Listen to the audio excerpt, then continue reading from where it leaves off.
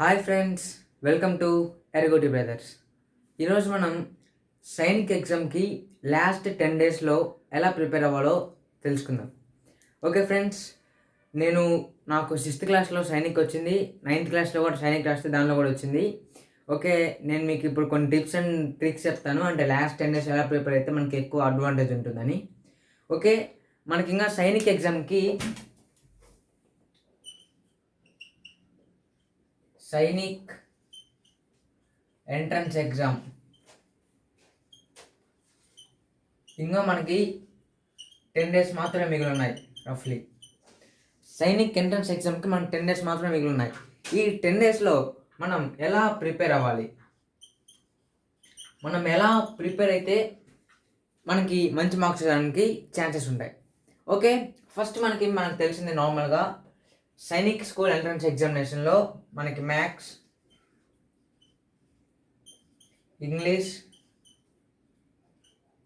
General knowledge and IT intelligence test, ఈ 4 subjects ఉంటాయి friends. ఈ 4 సబ్జెక్ట్స్లో మనకి మ్యాథ్స్ మాత్రమే 50% మార్క్స్ని స్కోర్ చేయగలుగుతాం. ఓకే, మనకి ఎక్కువ మ్యాథ్స్ మీద కాన్సన్ట్రేట్ చేయాలి 10 డేస్లో. సపోజ్ మీకు మ్యాథ్స్ బాగా వచ్చు అనుకోండి, మీరు వీక్ ఉన్న సబ్జెక్ట్లో కొంచెం ఎక్కువ ఫోకస్ చేయండి. అంటే ఈ 10 డేస్లో మనం స్ట్రాంగ్ ఉన్న సబ్జెక్ట్ని కొత్త టాపిక్స్ ఏం నేర్చుకోకుండా నో న్యూ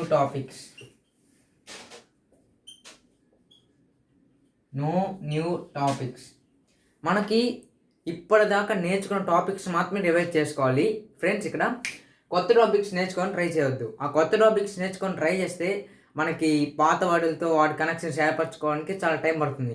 అయినా మనకి అంతా చాలా కన్ఫ్యూజన్గా ఉంటుంది. అదే పాత టాపిక్స్ని మనం నీట్గా రివైజ్ చేసుకొని వెళ్తే ఎగ్జామ్స్లో మంచి మార్క్స్ స్కోర్ చేయడానికి ఛాన్సెస్ ఉంటాయి. ఫస్ట్ మ్యాథ్స్ అనుకోండి ఫ్రెండ్స్. ఈ మ్యాథ్స్లో మనం ఫస్ట్ ఫార్ములా షీట్ మీరు ఒకరోజు కూర్చొని మ్యాథ్స్ అన్ని ఫార్ములాస్ ఒక పేపర్ మీద లేకపోతే ఒక 3-4 పేజెస్లో మనమంతా ఫార్ములాస్ అన్నీ రాయాలి. మ్యాథ్స్లో ఉన్న ప్రతి లెసన్లో మీరు ఇప్పటిదాకా నేర్చుకున్న ప్రతి ఫార్ములా మొత్తం రాయాలి ఫ్రెండ్స్. ఆ ఫార్ములాస్ అన్నీ రాసిన తర్వాత ఒకసారి ఆ ఫార్ములాస్ చూసుకోండి. అంటే అన్ని ఫార్ములాస్ పర్ఫెక్ట్గా వచ్చిన తర్వాత ఒక్కొక్క ఫార్ములా మీద మీరే ఓన్గా ప్రాబ్లమ్స్ ఇచ్చుకోండి. ఒక్కొక్క ఫార్ములా మీద ఒక్కొక్క ప్రాబ్లం చేయండి. మహా అంటే ఒక 200 ఫార్ములాస్ 250 ఫార్ములాస్ ఉంటాయి. అంటే ఒక 200-250 ప్రాబ్లమ్స్ కానీ మీరు మంచి ప్రాబ్లమ్స్ ఇవ్వండి. ఎలా అంటే మామూలు బేసిక్ ప్రాబ్లమ్స్ కాకుండా ఒక మీడియం లెవెల్లో ఉండే ప్రాబ్లమ్స్ సెలెక్ట్ చేసుకుని జస్ట్ ఆ ఫామ్లో ఒక్కటి అప్లై చేస్తే వచ్చే లాంటి ప్రాబ్లమ్స్, మరీ ఎక్కువ కాంప్లెక్స్ కాకుండా అలాంటి మీడియం ఫార్ములాస్ ప్రాబ్లమ్స్ సెలెక్ట్ చేసుకుని సాల్వ్ చేయండి ఫ్రెండ్స్. ఒక 200-250 వస్తాయి. అప్పుడు మీకు ఆ ఫార్ములాస్ మీద మంచి గ్రిప్ వస్తుంది. ఆ ఫార్ములాస్ మీరు ఎగ్జామ్లు ఇచ్చినా వాటి యొక్క అప్లికేషన్స్ మీరు ఈజీగా చేయగలరు. ఫార్ములా షీట్ మెయిన్ చూసుకోవాలి. మీకు కొన్ని లెసన్స్ ఉంటాయి ఫ్రెండ్స్. అంటే మనం వాటికి కొన్నిటికి ప్రాబ్లమ్స్లో 2-3 ఫార్ములాస్ ఒకేసారి కలిపి మనం అప్లై చేస్తే దానికి ఆన్సర్ రాదు. అలాంటి ప్రాబ్లమ్స్ మళ్ళీ మీకు ఇప్పటిదాకా అంటే మీరు చేసిన వాటిలో అలాంటి ప్రాబ్లమ్స్ మీకు తగులు ఉంటాయి ఆల్రెడీ. అలాంటి ప్రాబ్లమ్స్ కూడా కొన్నిసారి చేసుకోవాలి. టఫ్ మోడల్స్ ఒకసారి చూసుకోవాలి. అలాంటి మోడల్స్ రేపు ఎగ్జామ్ ఇచ్చినప్పుడు ఎవరు పెట్టలేని బిట్స్ మనం పెడితే మనకి మంచి మార్క్స్, మంచి స్కూల్లో సీట్ రావడం జరుగుతుంది. సపోజ్ ఇప్పుడు ఇంగ్లీష్ ఉందనుకోండి ఫ్రెండ్స్.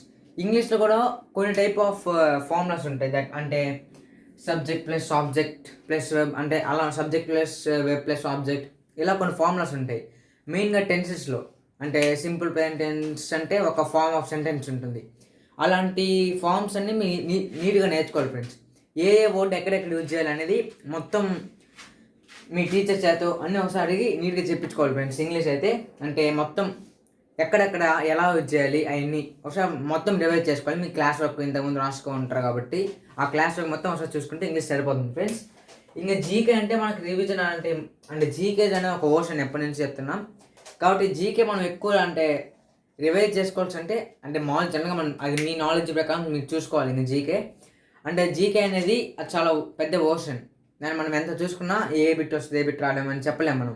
కాబట్టి మనం జీకే అనేది మెయిన్ టాపిక్స్ ఉంటాయి కదా కొన్ని, అలాంటి మెయిన్ ఆర్టికల్స్, నేషనల్ ఛాన్సెస్ అలాంటి మెయిన్ టాపిక్స్లో మెయిన్ అలా అలా చూసుకుంటూ వెళ్ళండి జీకే. ఐటీ మాత్రం మీరు కన్ఫర్మ్గా ప్రాక్టీస్ చేయాల్సిందే ఫ్రెండ్స్. వీటి ఐటీస్లో ఎక్కువ ఫార్ములా ఏమి ఉండవు. జస్ట్ మన మైండ్ థింకింగ్ పవర్ని బట్టి మనం ఆ ప్రాబ్లమ్స్ చేయాలి. అంటే ఆ మైండ్ థింకింగ్ పవర్ అనేది ఎలా ఉంటుందంటే, మనం ఎక్కువ ప్రాక్టీస్ చేసే కొద్దీ ఎక్కువ బాగా పనిచేస్తుంది బ్రెయిన్ అనేది.